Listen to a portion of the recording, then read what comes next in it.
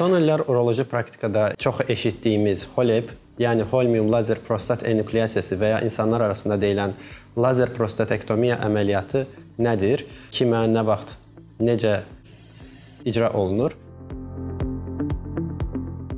Bunları biraz açıqlamaq gərəkirsə, lazer prostatektomiya əməliyyatı ilk olaraq 90-cı illərin sonu, 2000-ci illərin əvvəlləri Yeni Zelandiyada başlamışdır və bu texnologiyanın və urologiyanın inkişafı ilə tibbi cihazlar da inkişaf etdikcə sürətlə yaygınlaşmış və bütün dünyada bugünkü gündə Avropa, Almaniya və Türkiyədə çox yaygın şəkildə prostat əməliyyatları artıq xüsusilə xoş xəstəli prostat böyüməsi olan, prostat adenoması olan kişilərə HOLEP əməliyyatı icra edilməyə başlamışdır. Ölkəmizdə də artıq son illər və son aylarda HOLEP əməliyyatları çox populyarlaşmağa başlamışdır. Bu əməliyyat xüsusilə böyük həcmli prostatı olan kişilərə icra oluna bilir və daha çox böyük həcmli, əməliyyat riski yüksək olan xəstə qrupları bu əməliyyata uyğun xəstə qruplarıdır.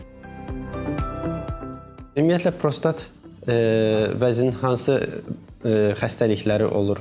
Qısaca məlumat verilmək gərəkirsə, prostat vəzi iltihabı xəstəliklər ola bilər, prostatitlər, prostat vəzinin yaşa bağlı adenoması, xoş xəstəli hiperplaziyası ola bilər ki, bu da təbii haldır, yaşlanmaya bağlı 50 yaşdan sonraki kişilərdə çox tez-tez görülən bir haldır və eyni zamanda prostat vəzinin xərçəngi ola bilər.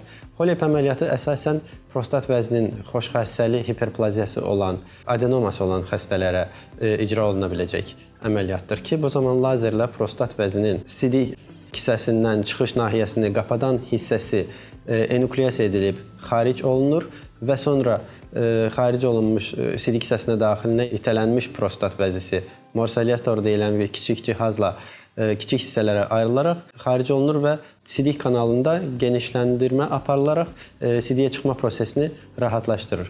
Yəni prostat vəzi böyüdükcə əlbəttə 50 yaşdan sonra yaşa bağlı olaraq təxminən kişilərin 30%-də prostat vəzinin həcmi böyüyür. Həcm böyüdükcə sidik kanalını sıxaraq sidik çıxma prosesini çətinləşdirir. Tez-tez kəsik-kəsik sidiyə çıxma, çətin sidiyə çıxma, gecə tez-tez sidiyə durma kimi əlamətlər meydana gəlir və bu əlamətlər kişinin, şəxsin həyat keyfiyyətini pozur. Həyat keyfiyyətini pozduqdan bir müddət sonra əgər müalicə olunmazsa, müalicə düzgün aparılmazsa, hətta bu sidik hissəsi və böbrəklərin funksiyasını pozaraq böbrək çatışmazlığına aparıb xəstənin hemodializdən asılı vəziyyətə sala da bilər.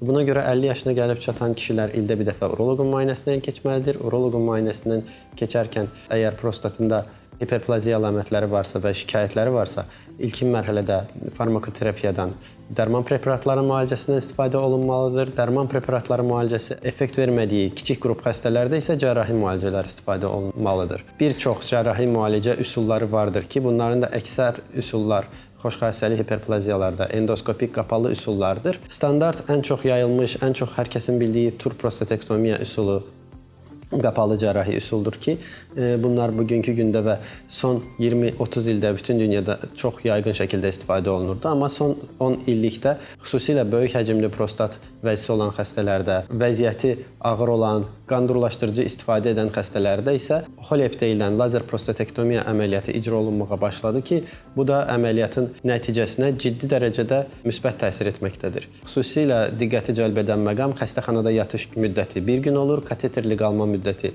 tur prostatektomiya əməliyyatında 2-3 gün olmasına baxmayaraq HOLEP əməliyyatında 1 gün, nadirən 2 gün olur və qısa müddətdə xəstəxanadan çıxıb normal işə və həyatına qayıtmış olur. Lazerlə olan prostat əməliyyatlarında əməliyyatdan sonraki və əməliyyat zamanı olan qanama prosesi çox az miqdarda olduğu üçün əməliyyat riskləri minimal olur. Bütün bunları nəzərə aldığımız zaman sözsüz ki, dünyada və inkişaf etmiş ölkələrdə HOLEP artıq digər qapalı prostat əməliyyatlarının yerini almağa başlamışdır və onlardan qat-qat üstün olduğu üçün cərrahların və xəstələrin ilk seçim əməliyyatı olmağa başlamışdır. HOLEP-in mənfi xüsusiyyəti varmı? Sadəcə mənfi xüsusiyyəti cərrahi əməliyyatın nisbətən digər üsullardan bahalı olmaqıdır. Bundan başqa hər hansı bir mənfi xüsusiyyəti yoxdur.